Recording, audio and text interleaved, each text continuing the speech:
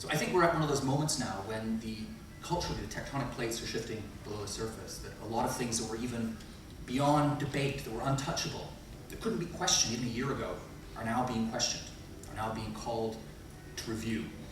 And I've given you the bad news. The good news is that I think the change is already coming, that the change is happening, and it's coming under the rubric, under the tent of what people call the slow movement. And I see this as a kind of, I know these are big words, but I see it as almost like a cultural revolution, that we've been on an upward curve of acceleration for a good 150 years when everything has been getting faster and faster and faster. And for the most part, I would argue that speed during that time was probably doing more good than bad.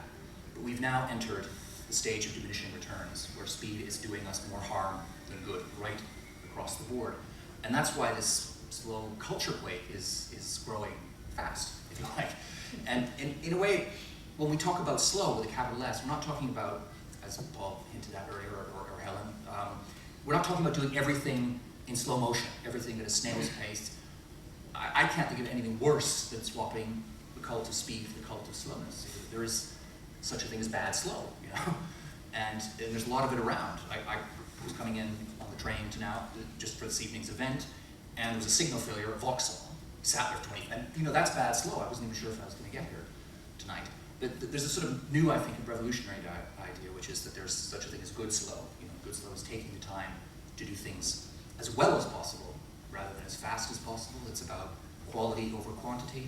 It's about understanding that everything we do, buy, eat, consume, look at, is connected to other people.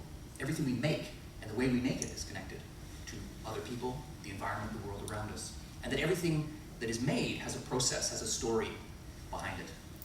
And so I think what this slow revolution is doing is reshaping our vision of time and bringing us away from this neurotic, unhealthy view of time, which is that time is money, therefore we must turn every moment of our day into a dash to a finish line that inevitably we never reach.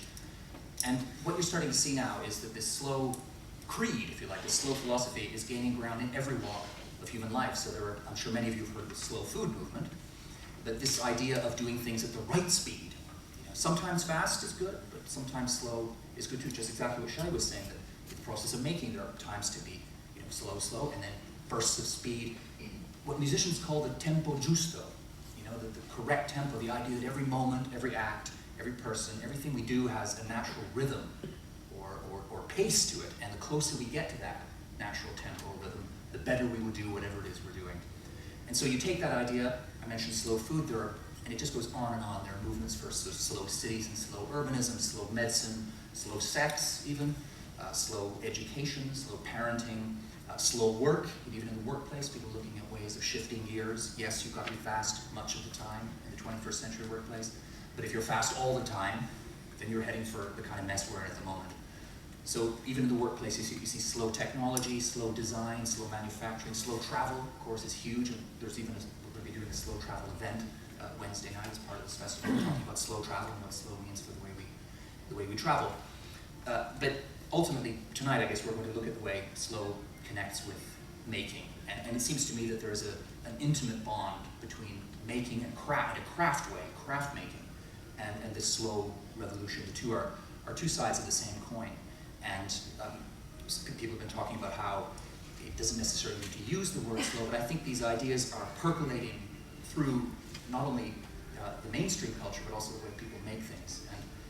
And Gary was talking about how these are ideas that have always been there, and that's absolutely true. I don't think in many ways that this slow creed is new. It's just, in a way, it's just a new word. It's kind of almost like a new logo, if you like. You know, slow as a way of doing things at the right speed and so on. But I think it works for people. The word is short, it's pithy, it's witty, it's countercultural, and it gets people talking, because slow is goes so deeply against the grain that we see the word and we stop, and it challenges what we assume and think and feel, and gets the debate going.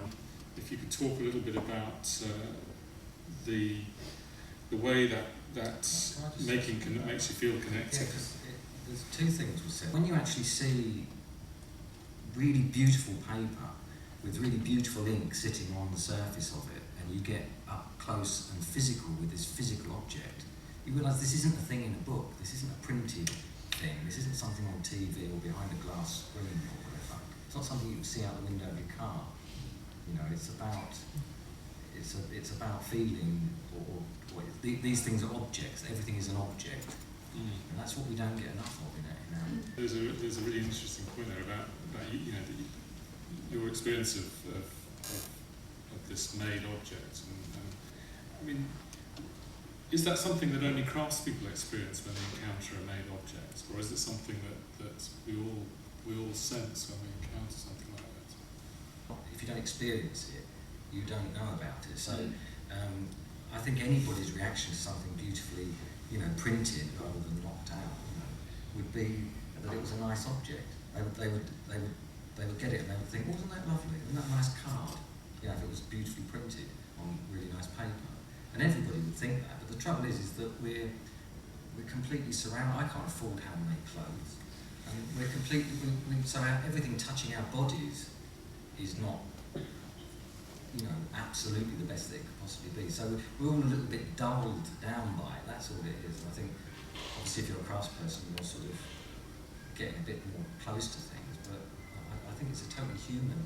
But I don't think it's a human need. That's what's wrong. That's what we're all complaining about, isn't it? But I don't think the handmade bit is quite so important for the materials to be able.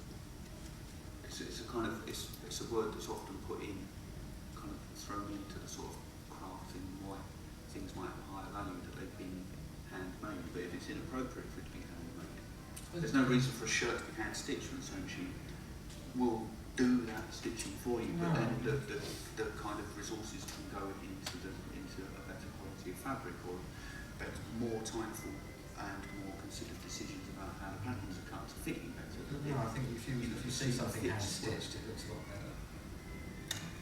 As a Simone, marketing. can I just invite Simone to make comments there? I don't know whether we are talking about the craft or whether we're talking about definitions of good and badness, or specialities and certain other categories.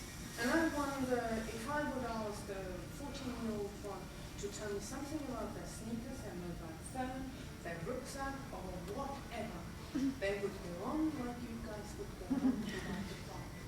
So what are we talking about? Do you think that they'd have the attention to the materiality of it? Here to discuss some of the things that we've always done, and now it fits into another context for discussion. So we're not saying one's better than the other, or It's just about being able to come into contact with materials. Everybody needs to do that in order to understand them. For something which is missing or in danger of disappearing. There are hands going up all over the place. I don't know how people feel about opening this up to the audience. Someone wants to say something. I'm actually taking it back to the handmade shirt and the idea of having something hand stitched versus something produced in a sweatshop. Well, what's produced in a sweatshop is used. It was made by hand. It's just made with a machine and with a hand is a quick, who cares type of person. And I'm wondering if it's not the materiality, it's the care and the skill that is more important that goes into the making of things than just actually somebody. Because you touch something that's made out of plastic and you're like, well, it's plastic. But if you touch something that somebody actually took time in creating something very nice out of, yes, it's still plastic, but you still have that somebody cared. And is that more along the lines of what the shirt? So there's a link there between the idea of materiality and the idea of process. Well, the thing is, Intent. it is to do with taking your time over the finished, over how you assess what it is you've done, actually, not over the way you do it. So that if you see that something can be really beautifully done one way, and then you try it with the machine and it makes not a mess of it, but just takes something out of it that you know could be in it. What makes it a craft object? I'm not talking about mass-produced things. What makes it a craft object is that you've just looked, you've taken the time to look.